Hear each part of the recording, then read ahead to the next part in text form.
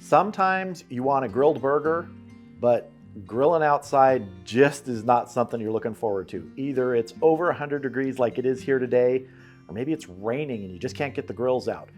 Well, today I'm going to show you how I make my Inside BBQ Burger.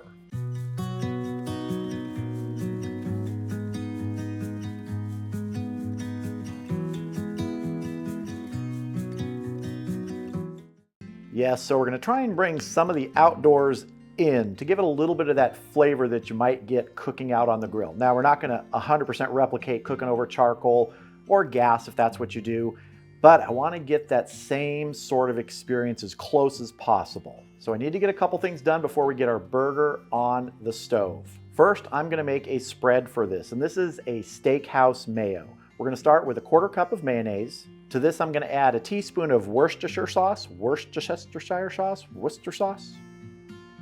also going to add 2 heaping teaspoons of horseradish. And we're going to mix this up.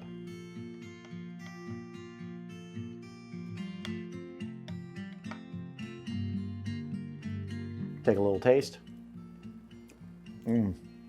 Nice kick from that horseradish, a little bit of saltiness from the Worcestershire sauce.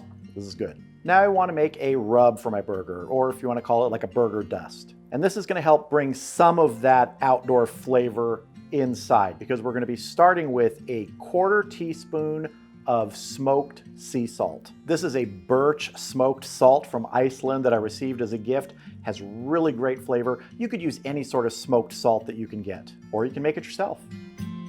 Next, I'm adding 1/2 teaspoon of a coarsely ground black pepper, a 1/4 teaspoon of granulated garlic, and 1/8 teaspoon of chili powder. I'm just using a California blend dark chili powder.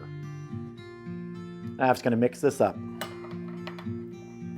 One last thing before we get our burger out here is I want to slice some tomato, because I am going to be giving these a quick sear in the pan. So I've got a nice big old tomato here, and I just want to get a couple nice big slices out of it. Not too thick. These two right here will be perfect. So here's my burger patty. It's about 1/3 pound of 80/20, and I'm just gonna season it on both sides pretty heavily.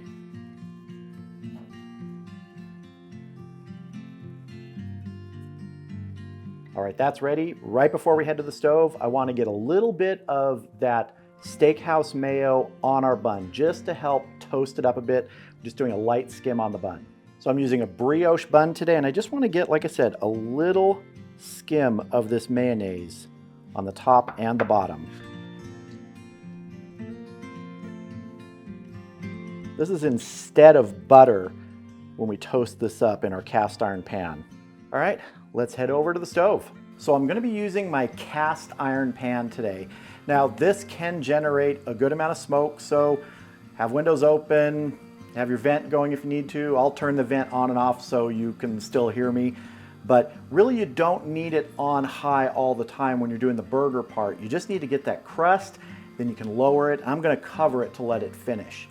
But first, let's get our bun toasted.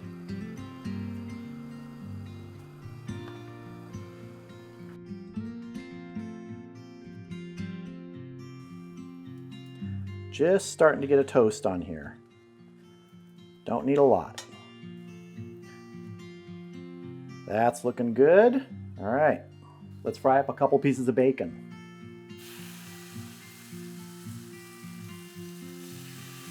Remember how I like my bacon? AFS, acceptable floppy state.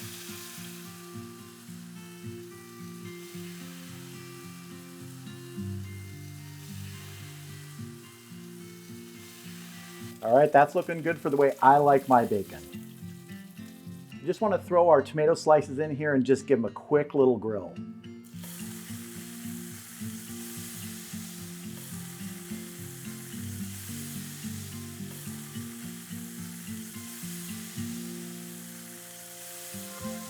All right, that's good. I'm going to wipe this pan out and we're going to move on to our burger. All right, I have my pan on medium heat, just wiped it out. Let's get the burger in here. We're gonna let this build up a little bit of a crust on this first side, and then we're gonna turn it.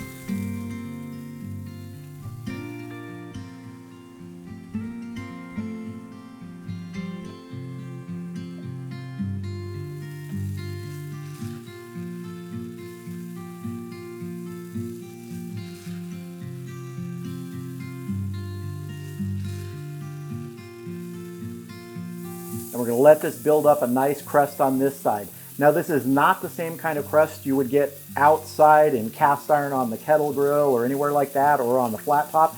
We're trying to go for an approximation of that with the flavors. All right, I want to do a quick temperature check. The ultimate internal temperature that I cook burgers like this to is somewhere between 145, 150 usually. You got to kind of choose the way you want your burger done.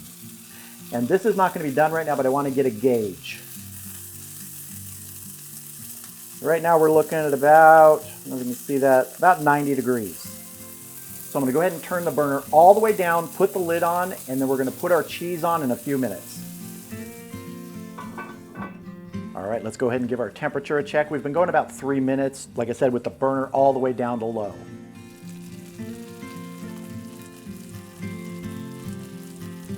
Right in the center, about 137. Perfect, time to put cheese on here. And I'm using a jalapeno pepper jack today.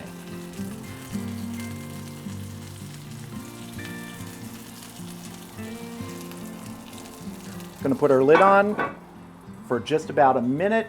It's gonna be done. I'll see you over at the cutting board where we're gonna build this burger. All right, so here's our bottom brioche bun, and I just wanna put some of this Steakhouse mayo on here first. Spread that around. Get some lettuce on here. And I want to put one of our grilled tomato slices right there. Now comes the burger. Let's get a couple pieces of bacon on here. And then to really bring in some of that barbecue flavor, I'm going to use a barbecue sauce on this. This is sort of a sweet and smoky barbecue sauce that I picked up at the store, and I really like it. I just want to drizzle it on here.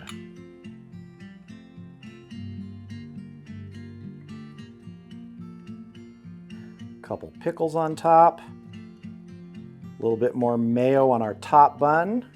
And we're ready to top this bad boy. There we go, my version of the Inside BBQ Burger. I've been cooking this for the last 15 minutes. I'm hungry, it's time to taste. Okay, to make this a little more manageable, I'm gonna go ahead and cut this in half. Ah, there we go. It's a juice-a-lanch on my cutting board. I don't care, I'm going in. Honestly, with those flavors and with that crust we had on the outside, I cannot tell that I cooked it inside, which is kind of the point of this, bringing some of those outside flavors inside. This is like juice-a-lanch on top of juice-a-lanch. Great combination of all those flavors.